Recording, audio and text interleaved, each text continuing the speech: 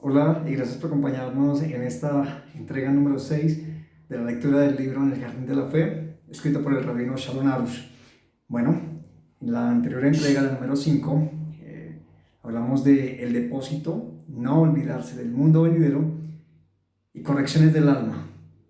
En esta entrega número 6 vamos a mirar los siguientes apartes. Vamos a mirar mortal, pasajero, el atributo del triunfo y solamente un hombre. Bien, seguramente cuando escuchamos este aparte, el atributo del triunfo, wow, nos suena como algo muy interesante, pero vamos a ver de qué se trata todo esto en esta lectura. En la anterior entrega, que tenía que ver con el depósito, no olvidarse del mundo venidero y las correcciones del alma, hablamos de la importancia de tener en nuestra concepción clara de que este mundo no es el esencial, que hay un mundo venidero, que hay un mundo eterno. Y por ende, nuestros esfuerzos deberíamos preguntarnos hacia dónde los enfocamos, hacia este mundo que es pasajero o hacia lo que tiene que ver con el mundo venidero, con lo realmente esencial. Bueno, pero hoy vamos a mirar unos apartes que son muy claves y ya vamos a entrar un poco más en pasar de lo abstracto a lo que es más entendible en todos estos conceptos para llegar a tener esa guía práctica de vida en lo que respecta a ese camino, en ese jardín de la fe. Bueno, sin más preámbulos, vamos entonces a la página 43 de este libro y seguimos con la parte mortal. Comienzo a leer para ustedes. El hombre en este mundo no sabe cuál es la corrección que vino a completar, no sabe cuándo la completará y no sabe cómo dejará este mundo. Aún así, es apropiado que consideremos en nuestro corazón la cuestión del día de nuestra muerte. El rey Salomón, el más sabio de todos los hombres, aconsejó en Eclesiastés capítulo 7, verso 2, es mejor ir a la casa de duelo que a la casa del festín, porque aquello es el fin de todo hombre, y el que está vivo debe poner esto en su corazón. A primera vista se deduce del Eclesiastés que es preferible para el hombre ir a la casa de duelo para ver el fin de cada uno y entender que ese será también su fin. Sorprendentemente, vemos que todas las personas son testigos en su vida de muchas muertes y entierros, y a pesar de todo, esto no les estimula a pensar en su fin y en su meta. Hasta médicos y enfermeras, en cuyas manos pasan muchos enfermos terminales y agonizantes, y son testigos en su vida de muchísimas muertes, a menudo no se despiertan de ninguna manera. Por el contrario, algunos de ellos están sumergidos en la inmoralidad más que otras personas. Incluso los sepultureros, que entierran con sus propias manos decenas y cientos de muertos, están sumergidos en las vanidades del mundo y no se despiertan a su meta y a su fin. Por eso es que el rey Salomón enfatiza en la continuación del versículo: y el que vive debe poner eso en su corazón. La explicación es que también cuando se va a la casa de duelo, el que vive tiene que poner en su corazón el tema de la muerte y decirse a sí mismo: yo también moriré, también por mí sentirán dolor, y si no hace eso, no despertará de ninguna forma, incluso yendo a todas las casas de duelo del mundo. El hombre debe despertarse a sí mismo no por miedo, sino para observar este mundo con una mirada realista. ¿Qué tengo que hacer en este mundo en vista de que moriré? Incluso llegaré a tener una posición de prestigio, pero finalmente moriré. Quizá llegaré a ser muy rico, pero al final moriré. Si es así, ¿qué cosa significativa hay que hacer en este mundo? Como consecuencia de esto, lógicamente llegará el hombre a la esencial conclusión que existe un creador del universo.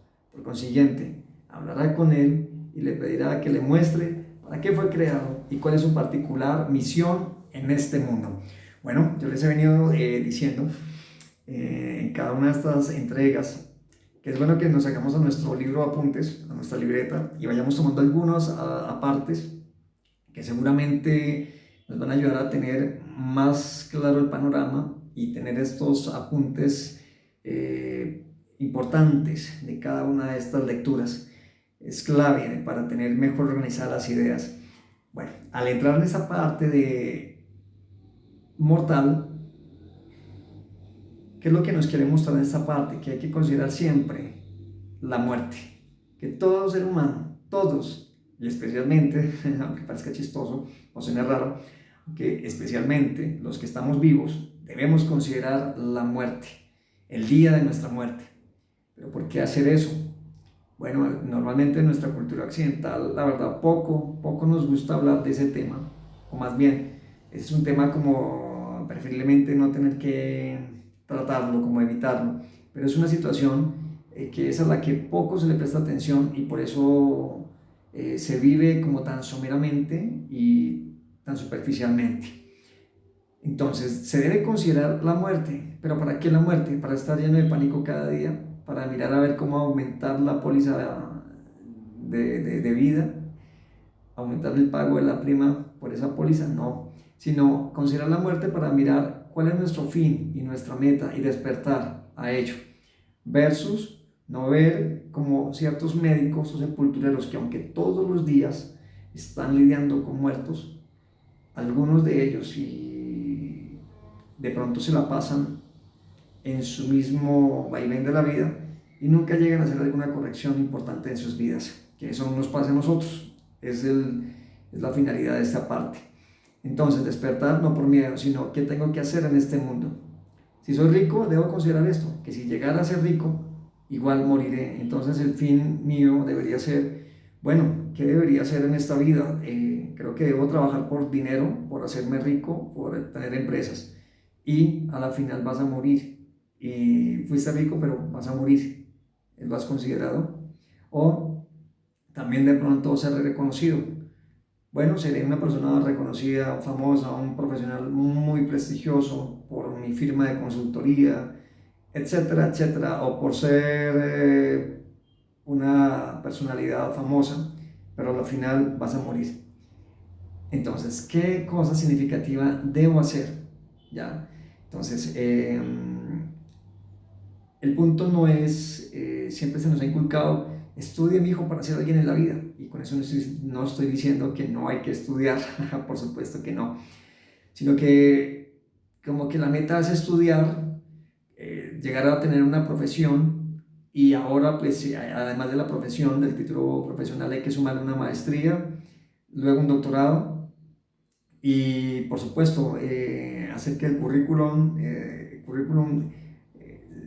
se capitalice, ¿no? Que tenga experiencia. Pero y después de que logre todo eso, ¿y qué va a ir más allá? Ese es el punto al que nos lleva este libro en esa parte. Siempre a la postre vamos a encontrarnos en el camino, como lo decíamos en otra parte anterior, donde la heredad fija que tenemos todos los que vivimos es la muerte. Entonces, ese es el asunto importante, considerar siempre nuestro día de la muerte. ¿Para qué? ¿Para afanarme, para martirizarme, para preocuparme? No, sino para considerar cuál sería mi fin y mi meta en esta vida. Yo me acordaba en una ocasión, ponía a reflexionar acerca del lápiz, el borrador, el sacapunta y el papel. Alguna persona que quizá nunca hubiera conocido qué es o para qué sirve un lápiz, un papel, un borrador, un sacapunta, pues para nosotros es muy obvio, ¿cierto?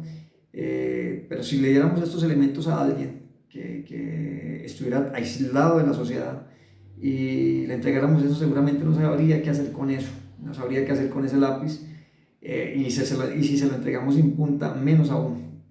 Quizá no sabrá que con este sacapunta se le puede sacar y se le debería sacar la punta al lápiz para poderlo utilizar, pero el hecho de que nosotros conocemos la finalidad de ese lápiz, la finalidad de ese papel, lo mismo que el borrador y el sacapunta, podemos hacer el uso adecuado, el uso correcto de estas herramientas y de estos elementos, y el que lo creó sabe que ese es el fin. El fin del lápiz finalmente es escribir, rayar, hacer trazos sobre una hoja de papel, sobre la superficie en la que se pueda escribir, entonces sea un dibujo, sea una escritura, para transmitir un mensaje.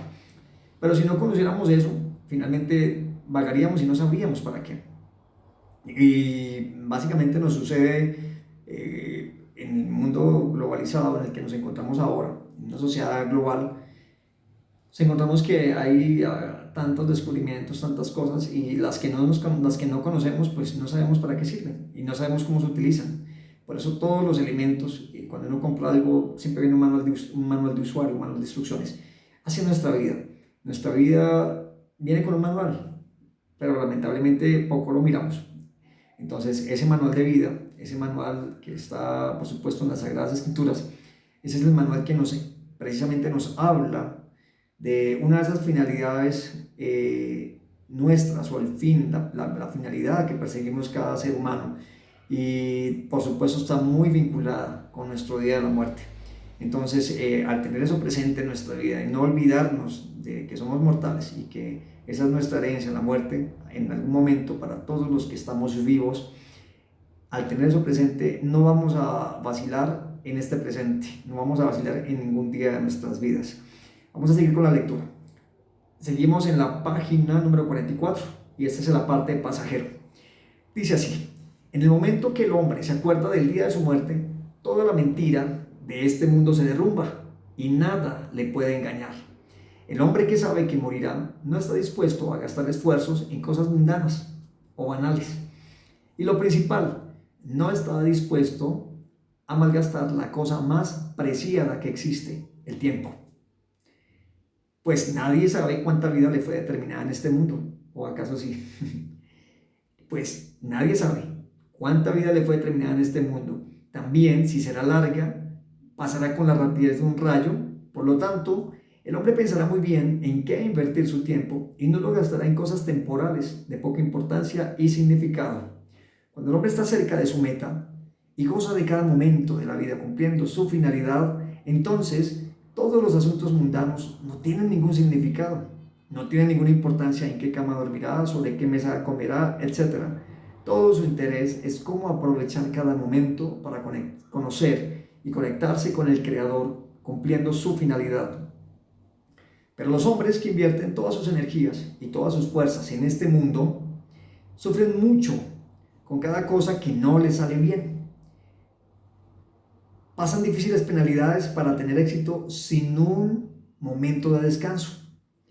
Toda su vida corren con mucha dificultad y enormes esfuerzos para conseguir la comodidad y el prestigio anhelado.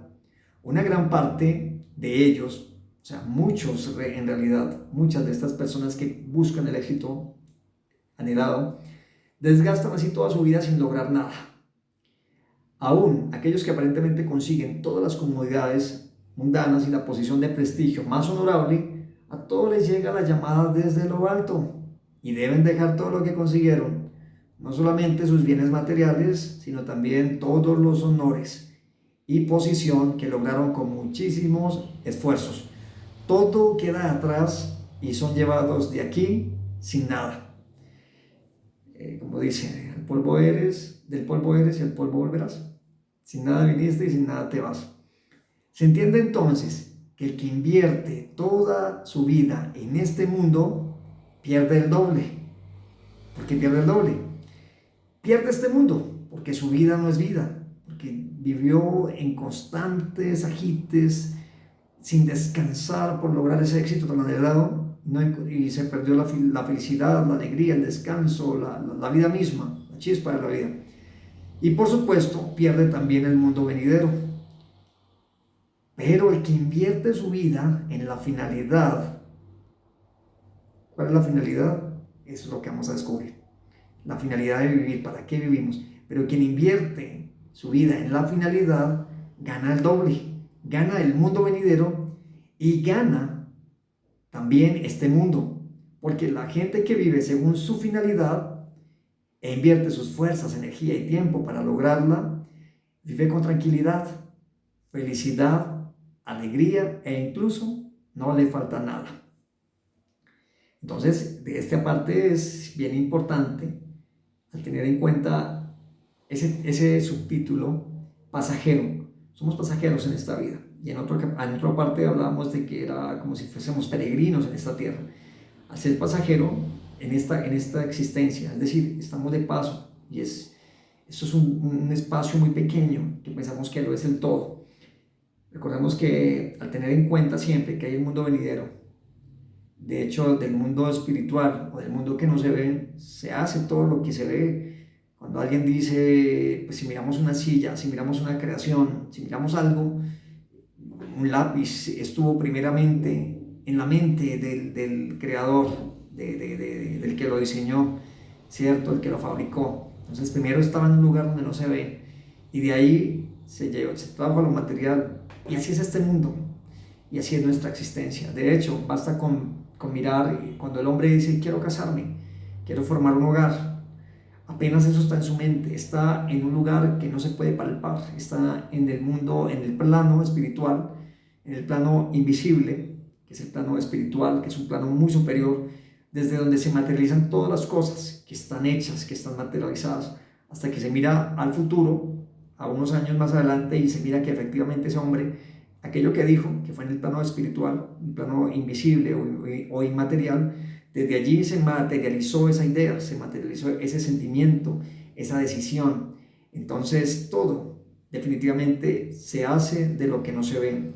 Todo lo que vemos se hace desde el mundo invisible, desde el mundo que es inmaterial, que no se puede palpar, pero está ahí.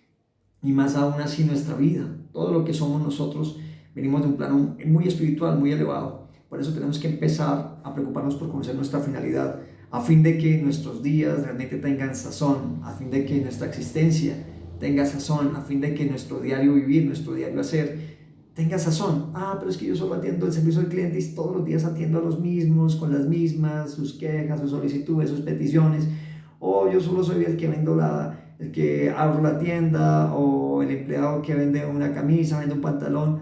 No hago nada excepcional, pero sabes una cosa, en cada una de las situaciones en las que nos podemos estar desempeñando a diario, podemos encontrar la verdad, la sazón, el gusto ya de lo que hacemos, de cada una de nuestras actividades, por sencillas o complejas que parezcan, ahí vamos a poder encontrar que hay gusto. O es decir, o como alguno podría decir, a mí me toca son los chicharrones, los trabajos más complicados, los más difíciles.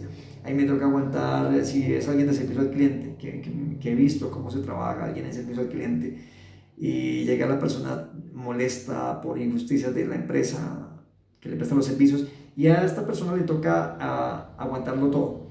Y de pronto dice, ah, esto no tiene sentido, pero me toca hacerlo por la plata, porque gracias a esto pues como y ya. Esto lo hago porque me sirve para el dinero, el sustento y ya. Pero hasta ahí no estamos viendo nuestra finalidad, ¿cierto? O el contador que todo el tiempo tiene que lidiar con las cuentas, con los descuadres, con el balance, bueno, con tantas cosas. Y así cada uno. Ni hablar del diseñador, si algún diseñador gráfico me está viendo. Le presenta una propuesta y dos y tres propuestas al cliente y dice, déjame ver otra más, otra propuesta más, otra propuesta más. Entonces, en fin, cada uno nos podemos ver en situaciones en las que parece que no hay gusto, pero la idea es que cuando empezamos a ver esto, empezamos a tener presente cuál es nuestra finalidad y darnos cuenta que aquí somos pasajeros. Finalmente, ¿qué sucede? Vamos a invertir nuestro esfuerzo en el tiempo verdadero, tiempo valioso, y en aquellas cosas, en aquellas actuaciones que realmente son ganancia, que no es solamente la búsqueda del éxito, del reconocimiento, la búsqueda de mi yo, cuando puedo hacer más por otros. Empiezo a pensar de esa manera, como adelantarnos un poquitito, puedo ver que mi vida empieza a tener como un mejor sentido. Sigamos entonces, el atributo del triunfo. Pero antes de pasar a el atributo del triunfo, quiero que miremos algo importante. Recordemos que quien invierte toda su vida en este mundo, como dice el autor, pierde el doble, pierde este mundo. Algunos han perdido de ver a sus hijos crecer porque están tan enfocados en el éxito personal, laboral, profesional, en su propia realización y reconocimiento, en amasar más su fortuna, y se les olvidó vivir. Se les olvidó que tenían una esposa, un esposo, unos hijos, amigos, y se les va la vida. Entonces se pierde este mundo y también se pierde el venidero. Pero quienes invierten en la finalidad de la vida, se ganan el doble. Es decir, cuando uno empieza a ver que mi semejante es importante, que si alguien se acerca a mí es porque tiene una necesidad y yo debo ayudarlo, en mi trabajo, en mi labor, pienso de otra manera, me relaciono de otra manera con las personas, me relaciono de otra manera con el medio ambiente que me rodea. Entonces estoy no buscando a ver en mi beneficio, sino cómo yo doy a lo que está a mi alrededor, cómo lo elevo, cómo lo engrandezco, cómo mejoro lo que está a mi alrededor. Entonces, ocuparme más que del mundo físico, sino del mundo venidero, de lo que es esencial, de lo que es espiritual, y pongo mi mejor tiempo en ello. Entonces, ¿qué sucede? Por ejemplo, otro ejemplo también de ello es cuando yo no invierto mi vida, mi tiempo en lo esencial, entonces de pronto es solo pereza. ¿Para qué levantarme un sábado tan temprano? ¿Para qué levantarme a diario temprano? Me levanto apenas para llegar al trabajo a tiempo y listo, y no hago más nada. Entonces, ¿para qué dedicarme a otras cosas? Mejor me quedo durmiendo, mejor me quedo viendo la tele, mejor estoy malgastando mi tiempo también. Entonces, se trata de cómo aprovecho cada circunstancia, todo a mi alrededor, y para en ello buscar mi tranquilidad, mi felicidad, la alegría, y todo eso se busca también cuando yo dejo de pensar en mí y pienso más en el otro, y en el autodescubrimiento y en el dejar siempre de pensar que tenemos la razón. Bueno, vamos a ver un poquito más acerca del atributo del triunfo, que eso nos va a dar una luz mayor de todo esto. Cuando hablamos del atributo del triunfo, que es el otro aparte, estamos en la página 45. Si yo les preguntara, bueno, ¿cuántos quieren tener ese atributo del triunfo en sus vidas? Yo creo que más de uno diría, claro, yo tengo el atributo del triunfo, yo. ¿Y cuántos desearían no tener ese atributo del triunfo? De pronto muchos diríamos, no, yo no, yo sí deseo tener ese atributo del triunfo. Pero vamos a ver qué nos muestra el autor desde su perspectiva acerca del atributo del triunfo, que es algo muy interesante. Leo para ustedes. Debemos saber que existe un rasgo de personalidad tan malo y que su daño es tan grande que el hombre puede perder toda su vida por él. Este es el atributo del triunfo, que se manifiesta en que el hombre siempre quiere triunfar y tener razón, que decide que la forma en que vive y todo lo que piensa es la absoluta verdad. No está dispuesto a escuchar ninguna otra opinión. Nadie puede moverlo y ciertamente no está dispuesto a contestar, a confesar sus equívocos y cambiar. Generalmente, el hombre poseedor de este mal atributo se burla y desdeña a todos los demás, creyéndose el mejor en todo. El atributo del triunfo no puede soportar la verdad. Por lo tanto, un hombre que siempre se justifica a sí mismo y que lo importante para él es ser el vencedor, nunca podrá encontrarla, la verdad. Pues para eso debe estar dispuesto a conceder, todo en favor de la verdad. Estar siempre dispuesto a confesar que se equivoca y cambiar el curso de su vida. Y después de pensar que ya ha logrado la verdad, debe estar dispuesto a confesar que también esto fue un error y nuevamente cambiar el curso de su pensamiento, y así en adelante muchas veces más. En resumen, el hombre siempre debe estar dispuesto a cambiar, a corregirse y a confesar sus errores. El atributo del triunfo. Este atributo del triunfo definitivamente a todos nos juega una muy mala pasada. Induce a malgastar toda la vida en una quimera, en algo que parece ser real y no lo es. ¿Cómo se manifiesta? Siempre querer ganar y tener la razón, no escuchar, no estar dispuesto a confesar que uno se equivoca y no estar dispuesto por ende a cambiar. Y además se puede burlar de todos los demás creyéndose el mejor. Y otro aspecto también es que no soporta la verdad. Solo importa esa persona. No está dispuesto a encontrar la verdad. Y la verdad es un asunto muy importante. La verdad, estamos hablando de muchos aspectos. Si hablamos de la verdad personal, entonces, ¿cómo hallarla? Dice que es renunciar a que tengo la razón o la verdad, para lo cual empiezo a escudriñar. Estar dispuesto a confesar que uno se equivoca y cambiar el curso de su vida. Aun cuando se halla la verdad, se debe estar dispuesto a cambiar. Entonces, la verdad tiene que ver con estar dispuesto a cambiar, a corregirse, a confesar los errores, a ser mejor cada día, a superarse. A diferencia de lo que es el atributo del triunfo, que es no disposición a cambiar, no disposición a la corrección y nunca pensar que se equivoca, sino que siempre se tiene la razón. Y vamos entonces concluyendo esta lectura, ¿cómo puedo cambiar este mal atributo del triunfo? Vamos a ver qué nos dice el autor. Para eliminar este mal atributo, debe el hombre meditar un poco para ver su mediocridad y nulidad hasta pensar, ¿qué soy yo? Solamente un hombre, no Dios. Solo un ser humano, que es limitado por naturaleza, que en verdad no sabe mucho, no sabe sobre sí mismo y mucho menos sobre la creación, llena de infinitas incomprensiones, asombros y preguntas. La creación, donde están escondidos su inteligencia y razonamiento profundos e infinitos, que aún decir que no sabe mucho es una subestimación, porque de hecho, tantos misterios que hay en el universo, decir, bueno, es que no sé mucho al respecto, es subestimar tal infinitud de conocimiento. De hecho, es como quien dice, mejor decir, a la postre creo que no sé nada, en comparación de tantos misterios que hay allí ocultos. Si el hombre es honesto consigo mismo, confesará que no sabe nada, que no entiende totalmente qué pasa con él, no sabe de dónde vino ni a dónde va, no sabe qué le espera en el futuro, y no solo en el futuro lejano, sino tampoco sabe qué pasará en el próximo segundo, y no tiene ninguna forma de asegurarse contra los accidentes del tiempo y de la naturaleza.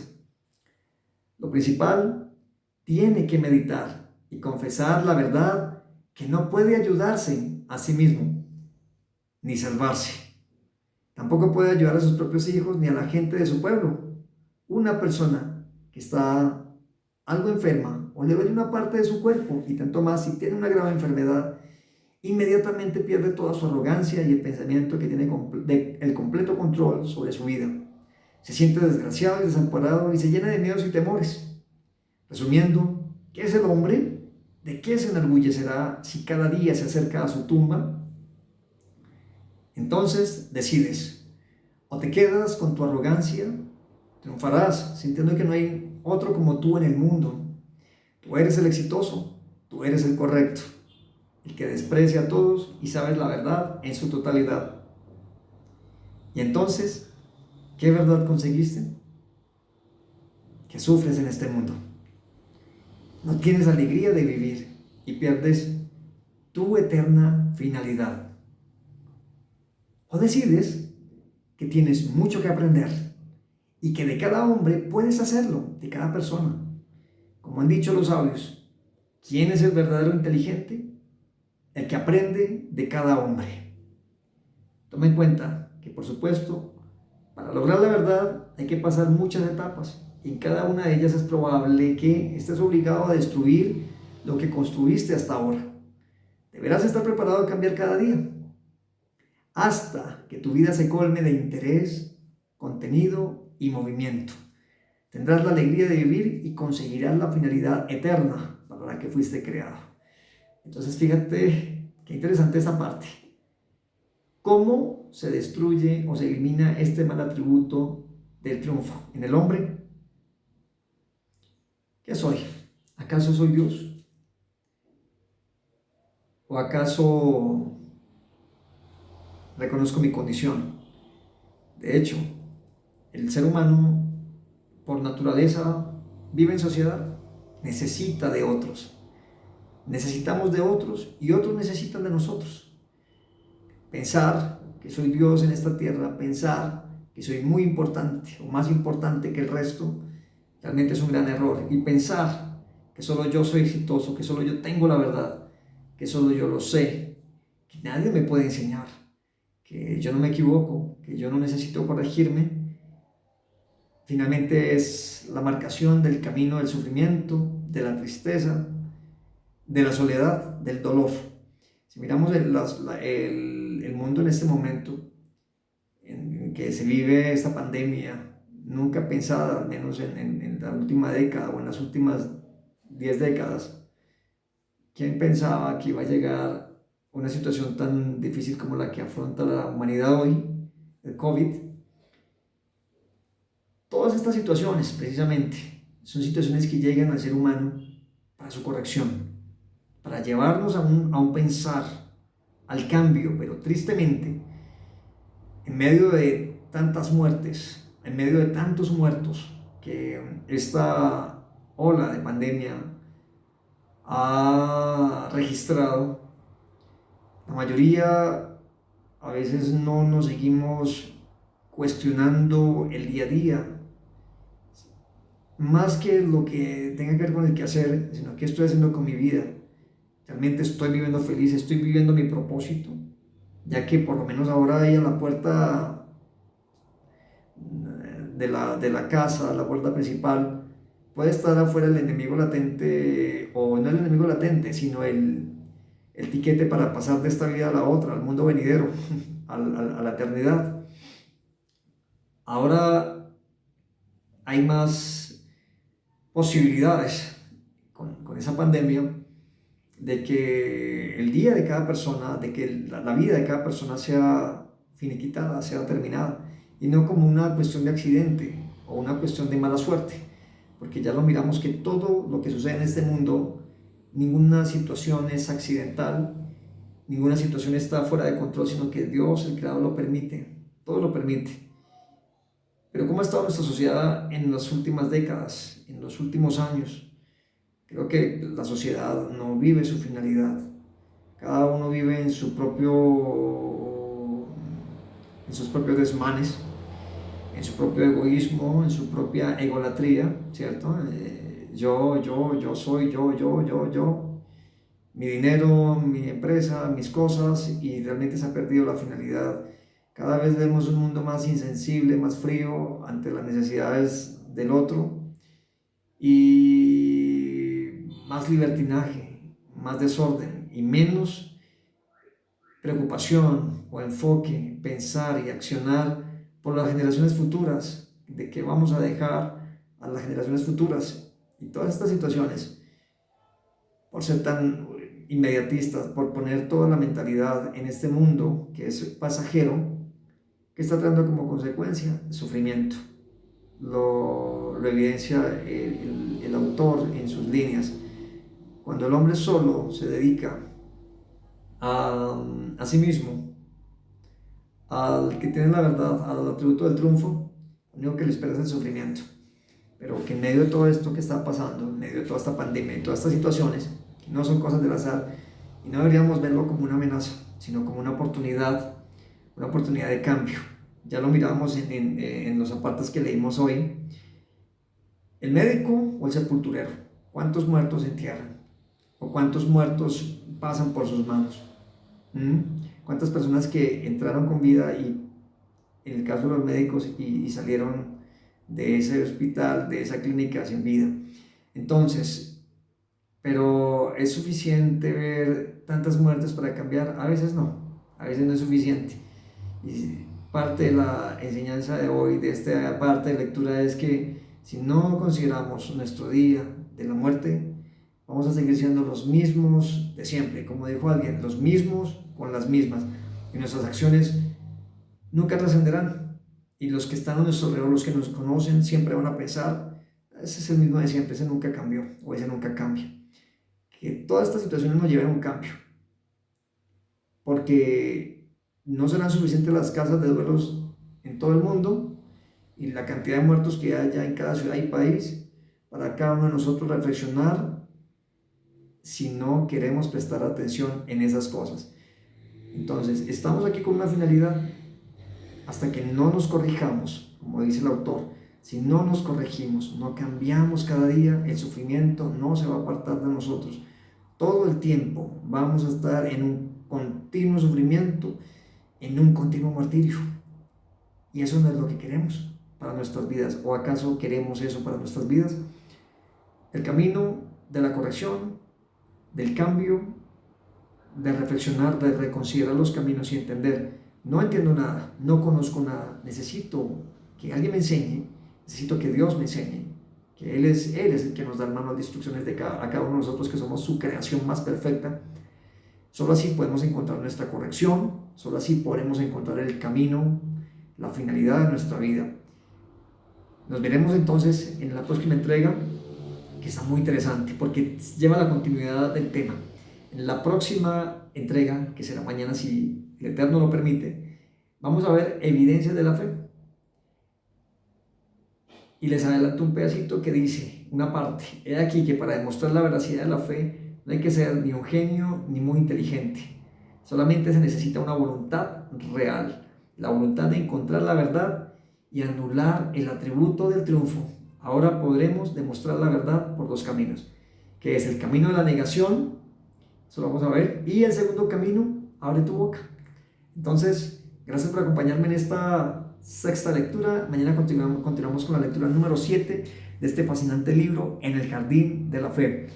Que tengan un grandioso día.